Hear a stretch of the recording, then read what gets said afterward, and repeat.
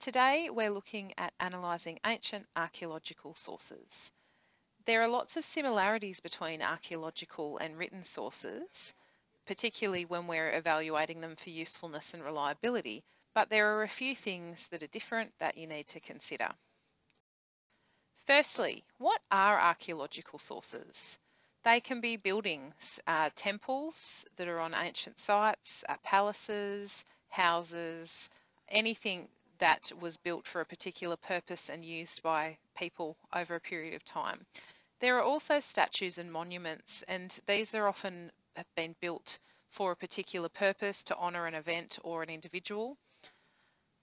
There are also artefacts. Now, artefacts are man-made objects that can range from paintings to cooking utensils to weapons, basically anything that was made by a person from the past can be considered an artefact. We've also got to consider human remains as archaeological sources. Now, they're different from artefacts because they're not man-made, they are in fact people from the past. And human remains have really only recently become valuable and important archaeological sources due to technology. They are very, very important, and they can tell us a lot more about people, societies and everyday life from the past than many other archaeological sources, but we could spend a whole video just talking about human remains. And finally, we've got coins. Coins are interesting, and I'll talk a little bit about those on the next slide. They can be really valuable sources of information as well, and they're categorised differently from artefacts, although they are technically artefacts as well. One question that gets asked quite frequently is whether it can be considered an archaeological source if it has writing, because isn't that a written source? Well, the answer to that question is yes, it can be an archaeological source if it contains writing. And what it actually is an archaeological and a written source, so you can have both. Archaeological sources that contain written evidence are usually divided into two main categories. The first category is epigraphic evidence, and that basically just means inscriptions, and it can be on stone or clay or sometimes metal. It also includes graffiti on walls, and papyrus scrolls are another type of epigraphic evidence because the scrolls themselves are an artifact and the writing is something that we can use differently as well. Here is an example of graffiti and inscriptions on stone walls, and this is graffiti from Pompeii in ancient Italy, and the city of Pompeii, which was buried under lots of volcanic material a couple of thousand years ago, is the site of lots and lots of ancient graffiti. And this one in particular shows the outcome of a gladiatorial match, and somebody has drawn this and carved it into the wall of a building. That was pretty common back then, so graffiti is a very common feature now and in the past. The other type of written evidence that is also archaeological evidence are coins, and this is usually referred to by historians as numismatic evidence. The picture shown here shows a Roman denarii with a coin on it, and they can be really useful at providing us with dates and who was emperor or king at a particular time. So they're useful not only to tell us about the types of things that was used as currency in the past, but also about the people and if they were important enough to have their faces and information inscribed on a coin, similar to the coins that we use today. The next thing to consider when we are looking at archaeological evidence is where it is found. So when we think about buildings, they don't move, not often. Sometimes they do if there's been an earthquake or a landslip, but the main thing with buildings as archaeological evidence and what we need to consider is the fact that other buildings have often been built on top of them. So with archaeological sites from the past, we have to be very careful that we're not actually looking at a site that was built on multiple times or buildings that were extended, and that can become quite an issue for archaeologists and historians as they try and date the habitation of a particular site to see how long people were living there. We tend to, as human beings, live in the same sites over long periods of time, usually because they're good places to live, they've got fertile soil, they're close to drinking water, and that they're just good places to live, similar to why most people in Australia live on the coast, not everyone.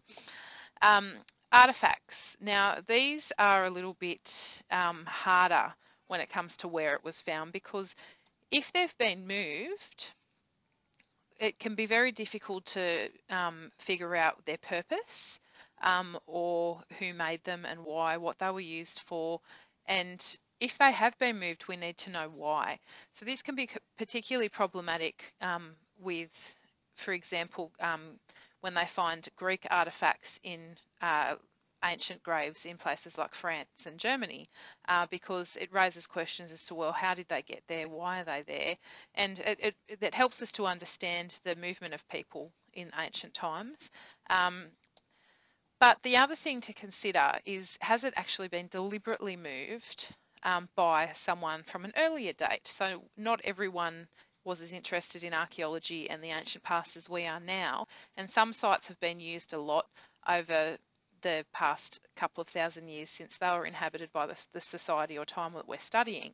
And so they might have actually been moved by someone a couple of hundred years ago when it wasn't considered a very important artefact.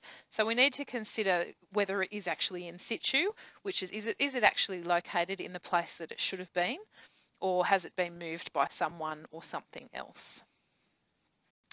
With archaeological evidence, and this is very similar to written evidence, we need to consider whether the source is a complete source.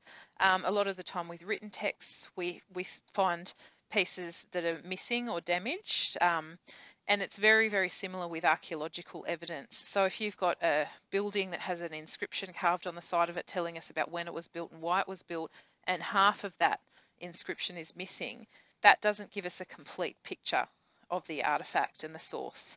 So that can be very problematic. And obviously, incomplete archaeological sources can affect the identification. So some sources are so badly damaged that we can't even tell what they originally were. How to interpret the source and its meaning. If we've only got a small piece of a clay pot that's a couple of thousand years old, we can't tell what the pot was used for, or anything else about it except that it once was a pot. And that also then in turn affects the reliability and usefulness of a source. If an archaeological source is fragmentary, then we can't tell as much about the time and the people, the place, the society as we would like. So the other thing that we need to consider with archaeological sources is, are they an accurate representation of the society, site, individual or event? So for example, finding one large statue of a significant individual at a site tells us that the person was important enough for a statue to be erected, but it actually doesn't tell us much else if there's no other evidence there. So we need to actually think about bias in archaeological sources. So it's easy to identify bias in written sources, but in archaeological sources it can be a little bit more tricky. So we need to think about things like, was the source made for propaganda or political purposes? A lot of the time statues are politically based, particularly when we're looking at ancient Greece and ancient Rome, and Egypt as well. So we need to be really mindful of the political motivation of statues and those sorts of impressive monuments. We also need to consider the perspective of the person who made it. This can be incredibly difficult for historians to determine without some written evidence to go with it. So if a person makes a sculpture of an emperor, they're not going to represent the emperor in any way but a positive way, because perhaps they won't be very nicely treated if they're shown to be representing the emperor as cruel or old or weak. So that's a very hard thing to determine, and that's where the written evidence to verify archaeological sources is really important. We need to try and think about the purpose and intent of sources, and we'll have a look at one in particular and see how that's problematic. And the other thing that we need to think about is, can the sources be verified? So is there any other archaeological or written evidence from or around that time or the site that we can use to put that piece of evidence in a better context? The picture that is shown here it's an archaeological source. It's also an epigraphic source because it's an inscription. It's the Res Gestae, which was written by the first man in Rome, Augustus. Technically, he wasn't an emperor, but for our purposes, we can probably call him that. And this is an excellent piece, an example of political propaganda as archaeological evidence. He says lots of things in this monument that he did and why he did them, but we have a lot of written evidence from other people from and around that time that dispute some of the claims that he makes in the Res Gestae.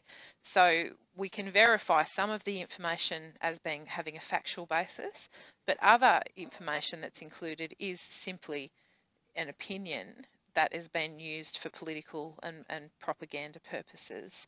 So those are the sorts of things that we need to be mindful of when we're analysing archaeological sources. And hopefully this has been helpful to you when you look at archaeological sources from all different societies and places in the future.